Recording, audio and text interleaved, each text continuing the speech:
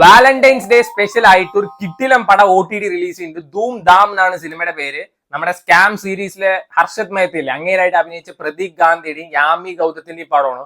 അടിപൊളി പടം കേട്ടോ. So I just love each and every bit of this movie എന്ന് പറയാ. ഇതൊരു ലോഫ്റ്റർ റൈറ്റ് എന്ന് ഞാൻ ഒരിക്കലും പറയില്ല. This is a total riot. ഇത് ഡയറക്റ്റ് ആയിട്ട് OTT റിലീസ് ചെയ്ത പടം, ശരിക്കും ഇത് തിയേറ്റർ റിലീസ് ചെയ്യുന്ന പടം. അടിപൊളി പടം കേട്ടോ. അതായത് ഇതിൽ ഇമോഷണൽ സീൻസ് ഉണ്ട്, റൊമാൻസ് ഉണ്ട്, കോമഡി ഉണ്ട്, എല്ലാം ഉണ്ട്. And everything is mixed in A perfect ratio പറയാം. ഈ സിനിമയിൽ മറ്റേ യാമി ഗൗതത്തിന്റെ ഒരു അഴിഞ്ഞാട്ടം എന്ന് വേണമെങ്കിൽ പറയാം. അതായത് ഒരു അരമണിക്കൂറൊക്കെ ഭയങ്കര സ്ലോ ആയിട്ട് പോകുന്ന സിനിമയാണ്.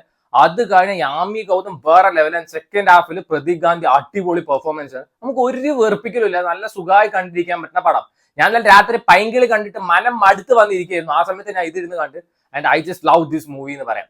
സോ ഇതിൽ എങ്ങനെയാണെന്ന് വെച്ചാൽ നമ്മുടെ നായകനാണ് വെച്ചാൽ ഒരു പെർഫെക്റ്റ് ഹസ്ബൻഡ്, അല്ലെങ്കിൽ പെർഫെക്റ്റ് ഹസ്ബൻഡ് മെറ്റീരിയൽ എന്ന് പറയാൻ പറ്റുന്ന ആളാണ്. ആൾക്ക് ഈ ഒരു ദുശീലവും ഇല്ല, ഒരു വെറ്റിനറി ഡോക്ടറാണ്, ഭയങ്കര സാധുവായിട്ടുള്ള ഒരു മനുഷ്യനാണ്. നമ്മുടെ യാമി ഗൗതത്തിന്റെ ക്യാരക്ടറാണ് നേരെ ഓപ്പോസിറ്റ് ആണ്, അതായത് ഭയങ്കര എക്സ്ട്രീം ലെവലാണ്. അപ്പൊ പെട്ടെന്ന് ഇവരെ ഫസ്റ്റ് നൈറ്റ് ഇവരിങ്ങനെ ഹോട്ടൽ റൂമിലൊക്കെ വന്നിരിക്കുന്ന സമയത്ത് പെട്ടെന്ന് ഇവരെ വന്നിട്ട് ഒരു പെൻഡ്രൈവിന് വേണ്ടി കുറെ ആൾക്കാർ വന്ന് കിഡ്നാപ്പ് ചെയ്യലും പിന്നീട് നടക്കുന്ന കാര്യങ്ങളൊക്കെയാണ് പറയുന്നത്. എനിക്ക് ഭയങ്കര ഇഷ്ടമായ ഒരു സിനിമ കേട്ടോ.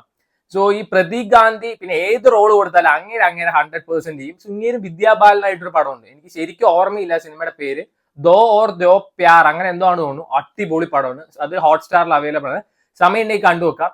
പിന്നെ നമ്മുടെ യാമി ഗൗതത്തിനെ പറ്റി പറയുന്നത് വെച്ചാൽ ഭയങ്കര അണ്ടർ റേറ്റഡ് ഒരു ആക്ടറാണ്. ഇത് നമ്മൾ കൃതി സനന്റെ മൂവീസ് അതേപോലെ തന്നെ കിയാരയുടെ മൂവീസ് എന്നൊക്കെ പറയുന്നത്, ആരും യാമി ഗൗതത്തിന്റെ മൂവീസ് പറയാറില്ല.